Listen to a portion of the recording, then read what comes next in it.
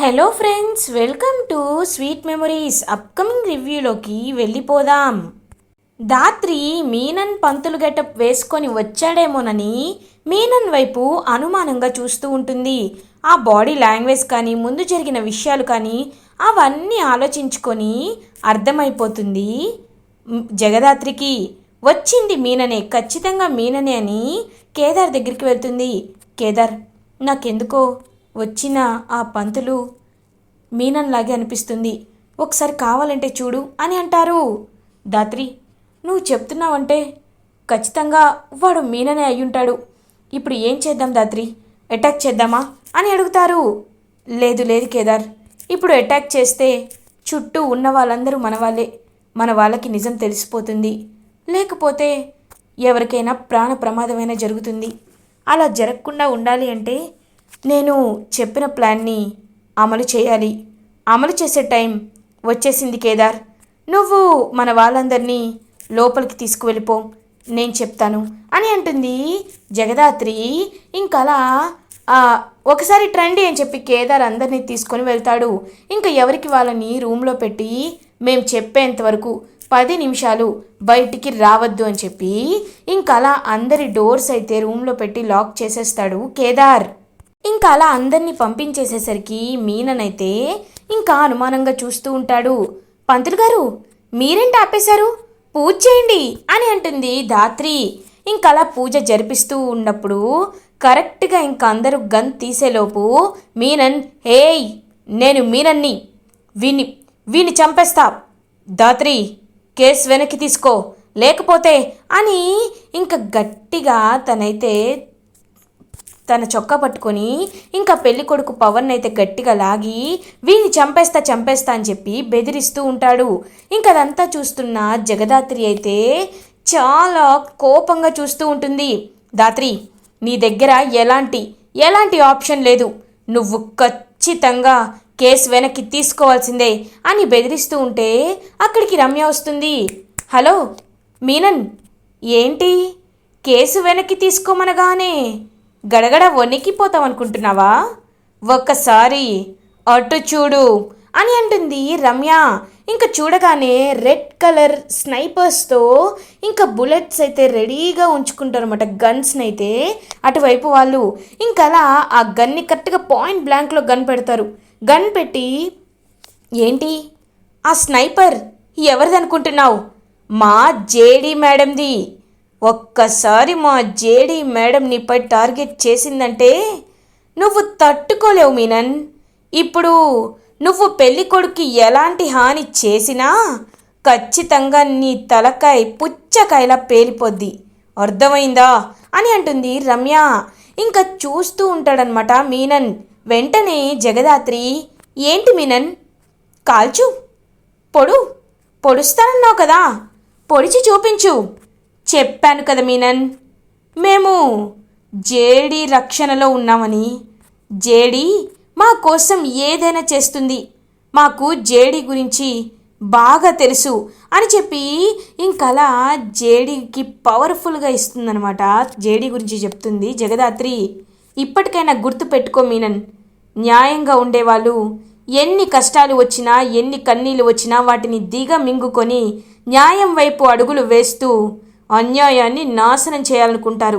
కానీ నీతి మాలిన వాళ్ళు మాత్రం ఎప్పుడూ ఎవరిని ప్రాణానికి హాని చేద్దామా, ఎవరిని చంపుదామా అనే ఎదురు చూస్తూ ఉంటారు. నీలాంటి వాళ్ళకి ఎక్కువ కాలం చెల్లదు, అది ఎలాంటి వాళ్ళైనా. ఒకరిని బాధపెట్టి బ్రతకాలనుకుంటే వాళ్ళకే ఎప్పుడైనా నాశనమైపోతారు. గుర్తుపెట్టుకో మీనన్, ఇప్పుడు హ్యాపీగా జైలుకు వెళ్ళిపో అని అంటుంది ధాత్రి. ఇప్పుడు నువ్వు నన్ను ఇరికించచ్చు, కానీ తర్వాత మళ్ళీ నేను రాననుకుంటున్నావా? ఖచ్చితంగా వస్తా. అప్పుడు నీ కుటుంబాన్ని, నిన్ను నా నుండి ఎలా కాపాడుకుంటావో నేను చూస్తా అని మీనన్ ఇంకా చూస్తూ ఉంటాడు జగదాత్రి వైపు. అప్పుడే ఇంకా రమ్య వాళ్ళైతే ఆ మీనన్ని సంకెళ్ళు వేసి హ్యాండ్ కఫ్స్తో అరెస్ట్ చేసి అలా తీసుకువెళ్తూ ఉంటారు. ఇంకా మీనన్ని అలా అరెస్ట్ చేసి తీసుకువెళ్ళిపోయిన తర్వాత ఇంకొక పంతులు గారిని పాపం వెంటనే పిలిపిస్తారు దాత్రి. కేదార్, ఈ విషయం ఇంట్లో వాళ్ళెవరికీ తెలియకూడదు, తెలిస్తే వాళ్ళు కంగారు పడతారు, కాబట్టి ఏం మేనేజ్ చేయాలో తెలుసు కదా అని అంటుంది. ఆ తెలుసు దాత్రి అని ఇంకందరి డోర్స్ వెళ్ళి ఓపెన్ చేస్తాడనమాట కేదార్. ఏమైంది కేదార్, ఎందుకు మమ్మల్ని ఇంతసేపు లాక్ చేయించావు అని అడుగుతారు. ఆ ఏం లేదు, జేడీ మాకు కాల్ చేసింది. కాల్ చేసి మీనన్ వస్తున్నాడు, జాగ్రత్తగా ఉండమని చెప్పారు. ఈలోపు మీనన్ అటాక్ చేశారు. అటాక్ చేసేలోపు మేము జాగ్రత్తగా ఉన్నాం.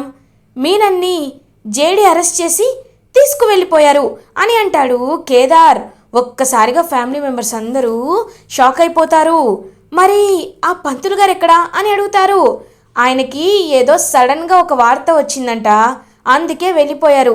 ఇదిగో ఇంకొక పంతుల్ని పిలిపించారు, మీరే నన్ను నమ్మొచ్చు అని చెప్పి ఇంకా పంతులు గారితో పెళ్ళినైతే జరిపిస్తూ ఉంటుంది జగదాత్రి. ఇంకలా తనైతే హ్యాపీగా తన చెల్లి సిరి పెళ్ళిని ఇంకా హ్యాపీగా చేస్తుంది అందరి కళ్ళ ముందు, అందరి సమక్షంలో. ఇంకా అలా జగదాత్రి అండ్ కేదార్ ఇద్దరు వచ్చి కాళ్ళు కడిగి కన్యాదానం చేస్తారు. మేము తల్లిదండ్రులం అవ్వకపోవచ్చు, కానీ ఆ స్థానంలో ఉండి నా మరదల్ని, నాకు తోడబుట్టిన లాంటి దాన్ని నీకిచ్చి పెళ్లి చేస్తున్నాను.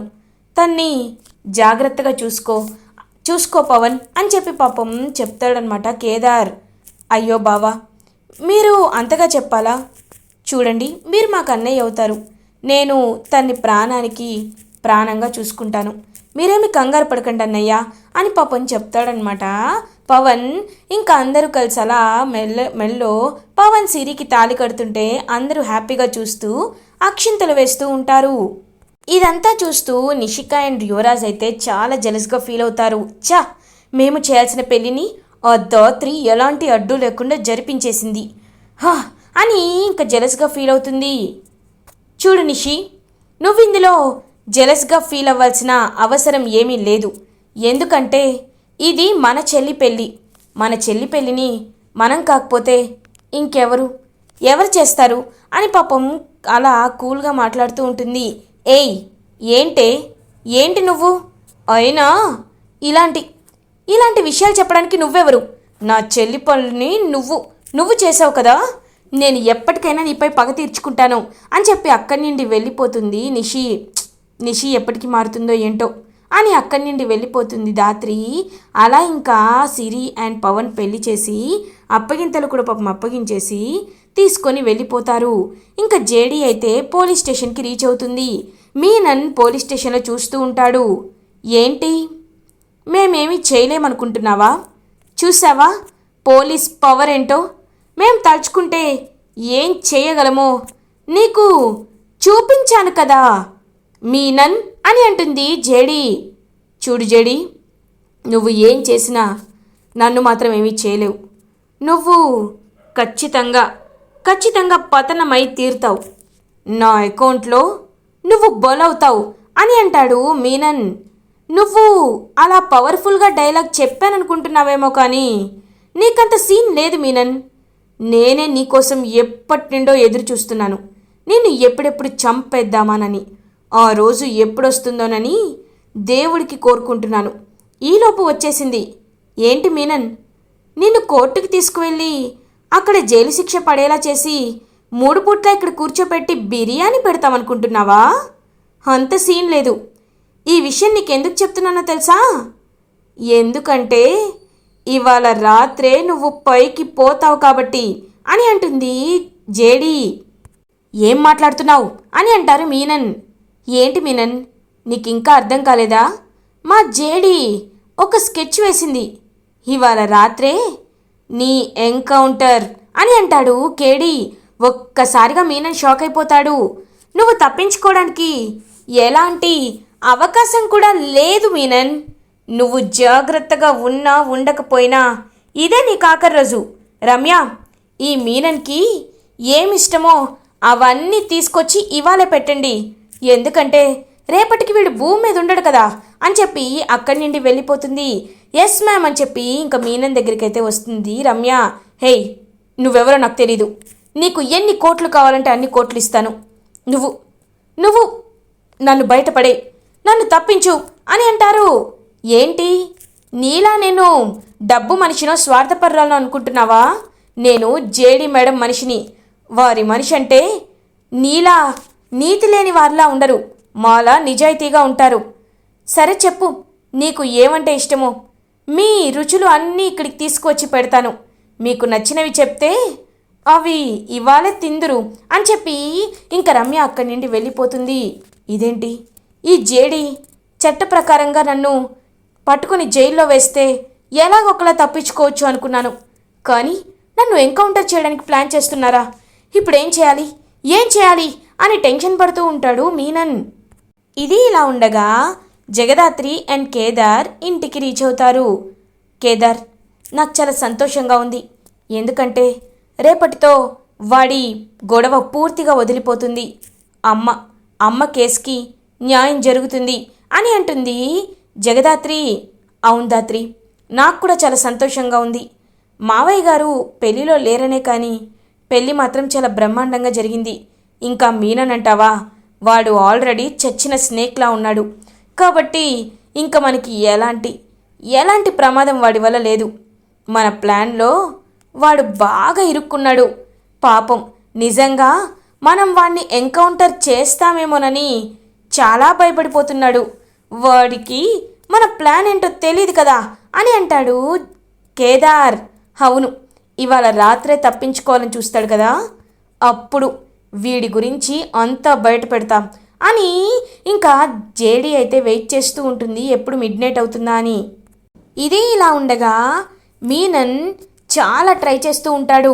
హేయ్ త్రిపాఠి, నువ్వు నన్ను ఎలా అయినా ఇక్కడి నుండి బయటపడేశావంటే నేను 10 కోట్లు కాదు, నువ్వు ఎన్ని కోట్లు అడిగితే అన్ని కోట్లు ఇస్తాను అని అంటారు.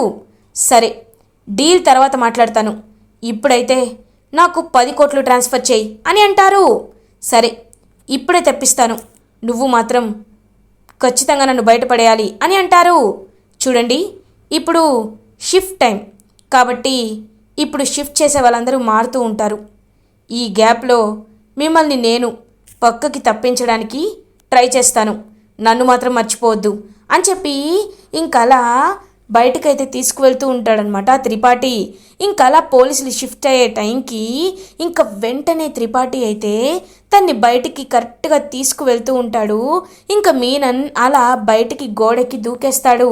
ఇంకా దూకేసి ఇద్దరు పరిగెత్తుకుంటూ ఇంకా వెళ్తూ ఉంటే మీనన్తో, నేను మిమ్మల్ని తప్పించేశాను, ఇప్పుడు మీరు వెళ్ళిపోయిన తర్వాత నాకు ఖచ్చితంగా డబ్బులు ఇవ్వాలని చెప్పి ఇంకలా పంపించేస్తాడు. మీనన్ అయితే తిరిగి వెళ్తూ ఉంటే కరెక్ట్గా మీనన్ పై లైట్ పడుతుంది. ఒక్కసారిగా షాక్ అయిపోతాడు మీనన్. ఎందుకంటే అక్కడ కార్తో జేడి, కేడి, మీడియా అందరూ ఉంటారు. ఇంకా మీడియా వాళ్ళందరూ మీనన్ వైపు చూస్తూ ఉంటారు. మీనన్ ఒక్కసారిగా షాక్ అయిపోతాడు. ఎలా అయినా తప్పించుకోవాలని చెప్పి ఇంకలా వెళ్ళిపోతూ ఉంటే ఇంకా కరెక్ట్గా అప్పుడే అందరు పోలీసులు అయితే బెటాలియన్ మొత్తం అక్కడి నించుంటుంది. ఒక్కసారిగా మీనన్ షాక్ అయిపోతాడు. మీడియాలో దొరికిపోయిన మీనన్, ఎన్నో హత్యలకి కారణమైన ఈ మీనన్ని అరెస్ట్ చేసిన పోలీసులు అని చెప్పి ఇంకా పెద్దగా మొత్తం వేస్తూ ఉంటారనమాట. అలా మొత్తం హెడ్లైన్స్. ఒక్కసారిగా మీనన్ షాక్ అయిపోతాడు. ఇప్పటి వరకు నేను ఎలా ఉంటానో కూడా ఎవరికీ తెలీదు, కానీ ఈ జేడి మాత్రం నా పరువు తీసింది. ఇప్పుడు మీడియాలో అందరి ముందుకి నేనంటే ఏంటో తెలిసేలా చేసి నన్ను ఇరికించింది. ఇప్పుడు నేను బయటికి రావడం చాలా కష్టం అని చెప్పి ఇంకా ఆ మినిస్టర్ని తలుచుకుంటూ ఉంటాడు. ఇలా అడ్డంగా దొరికపో ఉంటే ఖచ్చితంగా బయటికి తీసుకొచ్చేవాళ్ళం, కానీ ఇప్పుడు మీడియా వాళ్ళే చూసేశారు కాబట్టి బయటపడడం చాలా కష్టం అని చెప్పి ఇంకా లాయర్స్ అందరూ కూడా అంటూ ఉంటారు. కరెక్ట్గా అప్పుడే జేడీ వాళ్ళ అమ్మ ఎస్ఐ కావ్యకు సంబంధించిన వీడియో కూడా మీడియా వాళ్ళకైతే లీక్ అవుతూ ఉంటుంది. ఇంకా వాళ్ళందరూ ఎస్ఐ కావ్య మరణానికి కారణం ఎవరో కాదు, వన్ ఆఫ్ ది కల్ప్రిట్ ఈ మీననే.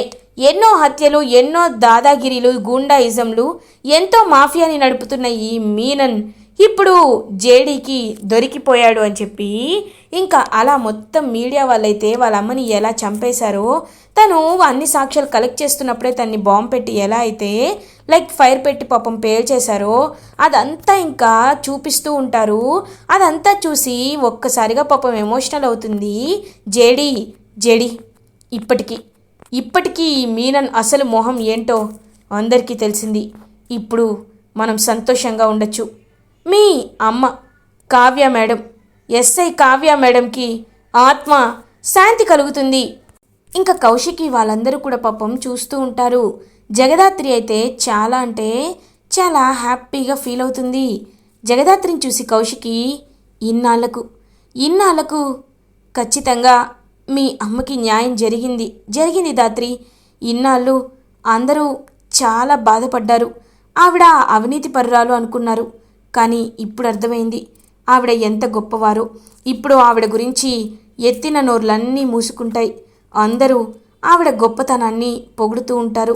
నిజంగా చాలా సంతోషంగా ఉంది అని పాపం హ్యాపీగా చెప్పేసరికి ఇంకా హ్యాపీగా ఫీల్ అవుతారనమాట. అలా జగదాత్రి ఇంకా మీనన్ అయితే కోర్టు వాళ్ళు ఇంకా వెంటనే అది ప్రొసీడ్ తీసుకొని వచ్చి కోర్టు వాళ్ళు ఈ మీనన్ హత్య చేశాడు, సో ఇతనికి కఠిన కారాగార శిక్ష అంటే జీవిత ఖైదుని నిర్ణయిస్తున్నామని చెప్పి ఇంకా మీనన్కైతే జీవిత ఖైదుని వేస్తారనమాట. అలా కోర్ట్ ఇంకా మీనన్ పర్మనెంట్గా జైల్లో ఉండిపోతాడు. ఇలా ఎపిసోడ్ ఎండ్ అవుతుంది. ఫర్దర్ ఎపిసోడ్ రివ్యూస్ ముందుగా మీకు కావాలి అనుకుంటే మా ఛానల్ని సబ్స్క్రైబ్ చేసుకోండి. Thanks for watching.